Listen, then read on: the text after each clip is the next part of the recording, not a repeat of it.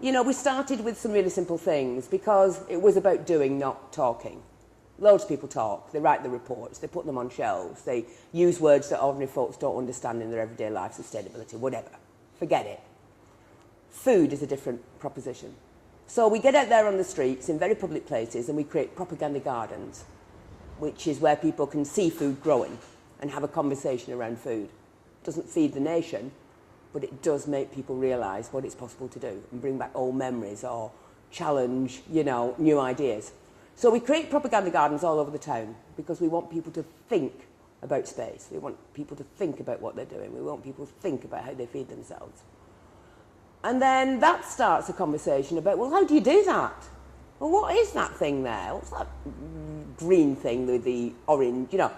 People don't see these things unless they're in plastic packets in supermarkets. So it starts a conversation, and then people want to get some new skills. And then they start to ask people, what do I do with that, and how do I cook it? And then that starts a conversation about, well, what about pickling it or bottling it, and what happens in the middle of winter when it's dead? And when do I know that I've picked it and it's ripe enough to eat, or whatever? So it starts to get people interested in seasonal thinking around food. You know, and suddenly you start to think, well, that's barking, isn't it? Flying things all over the planet, out of season, when I'm probably taking them from people who can't afford to eat themselves. What's that about? And all you've done is grow food. And there's been no rules attached to it. And then the third thing that happens, and it has happened, and we've only been going for 6 years, is that the local market starts to sell some of this stuff. We give them a blackboard that they can scribble on, whatever this local, beer, pies, whatever, chicken. And they do that. And then people stop at the market and they taste a bit of the cheese, you know? Or they have a conversation about how the animals are kept. And suddenly, again, communities start to act like communities and people buy more. What's been amazing is how many people the length and breadth of the country, in fact all over the world, really get this idea. Because I think for a lot of people, they were concerned about the food their kids were eating. They were concerned about where their food was coming from. And they had this vague concern about the environment. But what do you do about that? You know, when nobody's giving you a clue nationally that there might be some issues that we ourselves can address, what do you do? And what we, I think, in Incredible Edible are saying is, this isn't just about growing local food. Connect that with how you spend the pound in your pocket, and connect that with what our kids are being taught in schools. And then you're really spinning something that's very strong, you know, and creates a great sense of we can in every single community. You know, we have a problem in the future. We need to do something about it now. And hundreds and thousands of people all over the country and all over the world are in contact with us saying, thank God we've heard about you.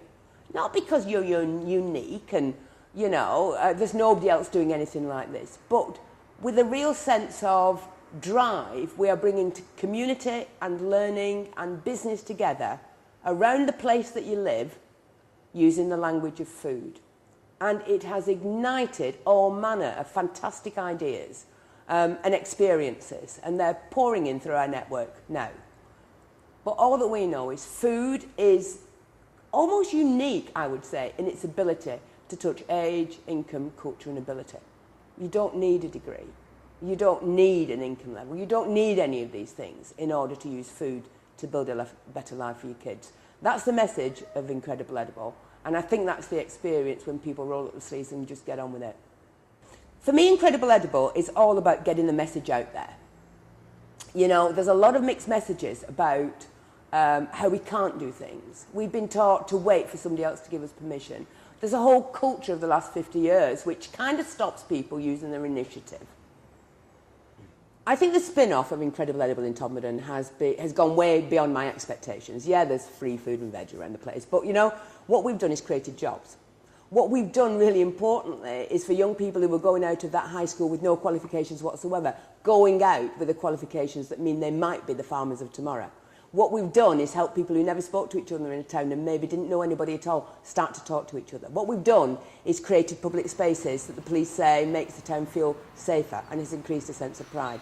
So what we've done is work across the population in a way that was completely unplanned and just enabled people to open up, feeling better about themselves and all the spin-offs that brings. So jobs, learning, talking to each other, just feeling better. And it's all just an experiment around food. It's brilliant. What I see is that this movement, this incredible edible movement, is very inspiring, and when people get it, you can see a light go on in their eyes and they realise it's something that they can get involved with. And I'd like to think that my book, the book that I've written with Pam, will be a way of inspiring even more people to make the places where they live incredible, in the same way that Tordmorden has become incredible.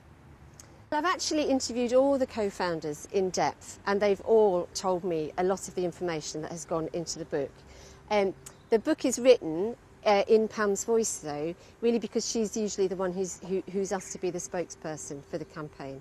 But I have interviewed all the people who've had a significant input into Incredible Edible. So I guess the ultimate message in all this is, yes, powers that be, we don't run nations, we're not the UN, but please give us a framework within which we can build a kind of world, and then get out of our way and just let us do it.